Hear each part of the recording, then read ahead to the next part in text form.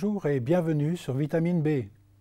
Nous poursuivons notre étude du Sermon sur la montagne, les paroles les plus importantes que le Christ a à dire à son Église et regroupées dans par l'évangéliste Matthieu au chapitre 5, 6 et 7. Aujourd'hui, nous allons observer les effets attendus de l'irruption du règne de Dieu, inauguré par Jésus. Et pour cela, nous le lisons dans l'évangéliste Matthieu, chapitre 5, des versets 13 au verset 16. Vous êtes le sel de la terre. Si le sel perd sa saveur, comment redeviendra-t-il du sel? Il ne vaut plus rien, on le jette dehors et il est foulé aux pieds par les hommes. Vous êtes la lumière du monde. Une ville située sur une hauteur ne peut être cachée. Quand on allume une lampe, ce n'est pas pour la mettre sous un boisseau, mais sur son support, et elle brille pour tous ceux qui sont dans la maison. De même que votre lumière brille aux yeux des hommes pour que, en voyant vos bonnes actions, ils rendent grâce à votre Père qui est aux cieux. Jusqu'à là, la lecture de cet extrait d'Évangile. Remarquez, en résumé, les effets de l'irruption du règne inauguré par Jésus le Messie. Ils sont surprenants. Jésus commence en disant « vous ». Vous, ce sont les ramassis de gens qui venaient d'un peu partout, les insatisfaits, les chercheurs de Dieu, les gens qui se sont déplacés parce qu'ils aspiraient à autre chose. Vous, ce sont les chercheurs de Dieu de partout, mais également la communauté attachée au Messie et à sa voix. Vous. Jésus poursuit en disant « vous êtes ». Remarquez qu'il ne s'agit pas là d'un ordre, mais d'un effet inévitable. Vous êtes le sel. Quand un juif du temps de Jésus parle du sel, il pense bien entendu tout d'abord, non pas à la saveur, mais à l'action anti-putréfaction, à cet agent qui, mélangé à un aliment, empêche qu'il pourrisse trop vite. Vous êtes le sel de préservation. Vous êtes le sel. Une société, une personne peut pourrir. Mais Jésus dit qu'avec l'irruption du royaume, il y a quelque chose qui permet de faire durer la vie dans la qualité. Remarquez, il ne dit pas que vous êtes le sable de construction, il dit que vous êtes le sel, un agent qui, présent en petite quantité, peut vraiment avoir des effets très bénéfiques. Vous êtes le sel, vous êtes également la lumière. Avec ce symbole, nous avons le symbole de ce qui est nécessaire pour lutter contre la ténèbre. La lumière permet de vivre, permet de se repérer, que ce soit dans une pièce ou dans une société. La lumière, c'est la visibilité même du règne de Dieu. La lumière permet d'y voir clair, à la juste proportion. Jésus dit, en précisant, vous êtes sel et lumière, mais de la terre et du monde. Il s'agit là de la création dans sa globalité. Quand Jésus réunit un peuple, comme du reste Dieu, Yahvé, en réunissant Israël, ou le reste d'Israël plus tard, le fait avec un objectif particulier. C'est le but même de son élection, d'un peuple particulier ou de personnes particulières dans toutes les nations aujourd'hui, c'est d'être maison témoin. C'est d'être là pour être un livre ouvert aux yeux des autres. Jésus précise quelque chose de surprenant avec ses négatives. La lumière n'existe pas pour être mise sous un boisseau, mais elle est mise en évidence. Pas pour être mise sous un boisseau. C'est là déjà une attaque en règle que fait Jésus, critiquant toutes les familles de Dieu, qu'il s'agisse de l'ancienne ou de la nouvelle alliance. Pas d'isolationnisme culturel. Nous n'existons pas comme chouchou de Dieu pour nous-mêmes, mais comme moyen de Dieu pour toucher le monde. Pas d'évangile pour avoir raison contre les autres, mais un évangile pour être aimant avec les autres. Avez-vous remarqué que ces deux images qui nous sont données, le sel et la lumière, décrivent l'effet de l'alliance que le Seigneur fait, l'effet de l'irruption de l'amour de Dieu. J'ai déjà souligné que ce n'est pas vous devez être, comme s'il s'agissait d'un programme missionnaire à ajouter à l'Église ou au peuple de Dieu. Il ne s'agit pas d'un programme missionnaire à ajouter, il s'agit de l'effet même dans toutes ses composantes de l'Église. L'effet est inévitable. Vous êtes lumière, vous êtes sel, lorsque on suit le programme de Jésus. L'alliance nouvelle agit dans le cœur d'un peuple. Le réformateur Luther, commentant la question de la lumière, disait que cette lumière est possible seulement par la flamme même de l'amour de Dieu. Il nous comparait à un fer sombre et froid. Le fer est attisé par les charbons ardents de l'amour divin manifesté en Jésus-Christ, et de ce fait, le fer lui-même devient ardent et malléable. Il en va de même pour tout ce ramassis de gens qui s'est déplacé autour de la montagne où Jésus annonçait le projet de Dieu. Le sel, nous l'avons dit, c'est l'anti-désintégration, c'est l'anti-putréfaction. J'aimerais vous rendre attentif à cet élément qui se trouve dans l'enseignement de Jésus. Lorsque Jésus dit « afin que voyant vos bonnes œuvres », le mot « bonnes œuvres » est assez chargé, comme s'il s'agissait des œuvres de charité que l'on fait à côté de la vie, mais il ne s'agit pas de cela. Quand Jésus dit « voyant vos bonnes œuvres », il ne dit pas « voyant vos œuvres de charité religieuse ». Il dit « voyant vos actions justes, voyant votre bonne manière de vous comporter ». Voyant vos bonnes œuvres, c'est le moyen, les actions justes, c'est-à-dire empreintes, elles aussi, de l'amour et de la justice de Dieu. Ce sont ces actions qui sont déjà décrites par le passé, nous l'avons vu, avec les béatitudes.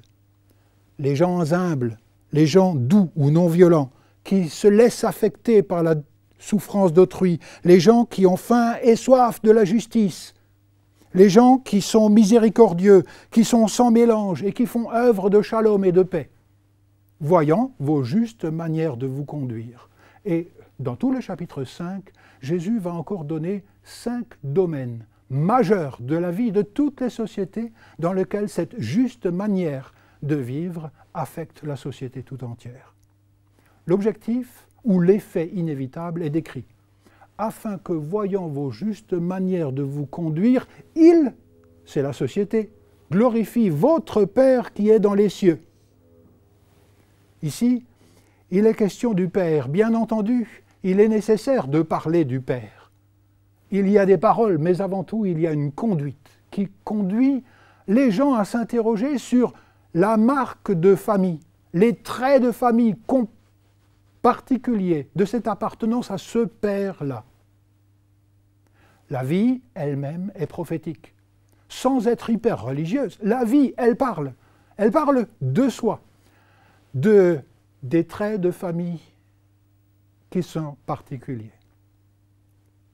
Cela, il ne s'agit pas de les cacher, c'est-à-dire de nous isoler du monde que Dieu aime, mais il s'agit de les vivre dans toutes les sociétés, quel que soit le régime économique qui est concerné, quelle que soit la situation. Donc, ce qui est intéressant ici dans les propos de Jésus, c'est qu'il ne s'agit pas d'abord d'un programme missionnaire à ajouter aux autres programmes de l'Église. C'est l'effet de tous les programmes, de tous les métiers exercés, de toutes les situations familiales et relationnelles.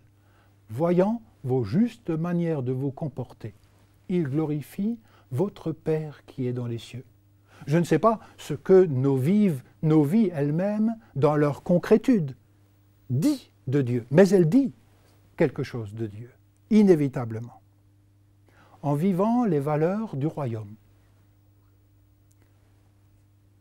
L'Église ou le peuple de Dieu dit quelque chose, des marques de famille de Dieu, de son amour, de sa définition particulière de la justice. Nous sommes les reflets de quelque chose, de toute façon. La question pour nous est la suivante: qu'est-ce qui nous détermine? Qu'est-ce qui nous formate? Qu'est-ce qui nous catéchise dans la vie? La question est importante. Et au début du sermon sur la montagne, avec le sel et la lumière et les effets du royaume de Dieu, Jésus nous pose la question. Sommes-nous également, nous, à notre tour, les reflets d'une société malade, simplement avec des prétentions cultuelles différentes? Ceci est une anomalie que le peuple de Dieu a très souvent suivie comme voie mauvaise. Richard Foster, un commentateur, a dit « Se conformer à une société malade, c'est être malade ». Alors, ce serait quand même paradoxal que l'on s'ouvre à Jésus et au royaume de Dieu pour l'adorer sans que la vie elle-même soit réorientée et affectée. Les forces de l'injustice, de la méchanceté, du péché et d'une société malade, c'est notre médiocrité naturelle, notre repli sur nous-mêmes, notre peur de manquer, si on ne prend pas d'autres mesures que les mesures du sermon sur la montagne.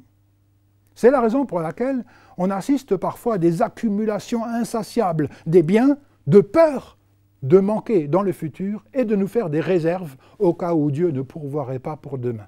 Et du coup, ces réserves, elles manquent à ceux pour qui ça pourrait être une très belle bouée de secours. Ainsi, peuvent circuler de fausses idées de ce que Dieu veut et de ce qu'il est. Par exemple, lorsqu'on pense que les bénédictions sont essentiellement faites pour moi-même et pas pour la vie. Ou quand on pense, par exemple, que le royaume de Dieu, c'est dans un monde futur à venir. En attendant, nous vivons simplement de l'adoration de Jésus. J'en viens à la substance même. Le peuple de Dieu devait en tout temps être une maison témoin pour tous les peuples. Le récit fondateur de Jésus-Christ, son œuvre, sa venue parmi nous, nous montre qu'il y a véritablement une irruption d'un monde nouveau, pourvu que les paroles et les actes ne se contredisent pas.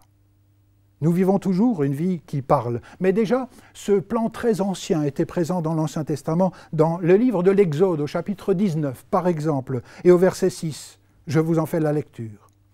« Si vous entendez ma voix, dit le Seigneur, et si vous gardez mon alliance, vous serez ma part personnelle parmi tous les peuples, puisque c'est à moi qu'appartiennent toutes les nations. Et vous serez pour moi, dit le Seigneur, un royaume de sacrificateurs et une nation particulière, ou une nation sainte, kadosh. » Jusqu'à là, la lecture, remarquez que ceci était vrai pour Israël dans le projet initial. Tout le monde était un sacrificateur, il n'y avait pas qu'une caste particulière. Et ce projet initial est de nouveau réactualisé par Jésus. Vous êtes le sel de la terre. Il n'y a pas une caste particulière qui doit obéir à Jésus et les autres feront à peu près, ils suivront à peu près les lois morales. Non, vous êtes dans la globalité. Et l'apôtre Pierre, plus tard, dira la même chose dans la première épître de Pierre, chapitre 2, verset 9. Vous êtes une nation sainte, un peuple de prêtres. Un peuple parmi les peuples, c'est précisément ceci que Jésus voulait restituer en disant « Vous êtes la lumière du monde ». Avez-vous remarqué, je termine là-dessus, Jésus dit « Si le sel perd sa saveur, c'est un risque. Si le sel, littéralement, en grec, devient fou. » Il faut se souvenir que le sel n'était pas aussi pur que nous l'avons aujourd'hui. Il y avait un tas de sable et d'impuretés dedans. Eh bien, si le sel perd sa saveur, il ne sert plus qu'à être jeté dehors, à remplir les nids de poules sur les chemins, et les gens marchent dessus, c'est-à-dire le méprisent. Il en va ainsi de l'Église et du peuple de Dieu en général. Si le peuple de Dieu perd la spécificité de l'enseignement moral de Jésus, il ne sert plus qu'à être jeté dehors. La religion du temple du temps de Jésus était bien entendu visée avec la destruction de Jérusalem en l'an 70, mais également ce constat, vrai pour le peuple de Dieu. Chaque fois que par le passé, l'Église a eu recours à des instruments de contrainte, est devenue un instrument de pouvoir qui force la morale et les consciences, la foi elle-même, c'est-à-dire la réputation du Seigneur, la lumière et le sel lui-même en ont été affectés, on en a souffert. Et de même, chaque fois que l'Église et des chrétiens dans toutes les sphères et dans toutes les sociétés ont eu recours à la passion de la réconciliation, à la justice en faveur des autres, eh bien, la réputation du Seigneur en a été agrandie. Plus de sel et de lumière dans ce monde, nous verrons les fois prochaines, à plusieurs reprises dans différents domaines, comment c'est possible. Merci pour votre attention et à une fois prochaine pour en découvrir la suite.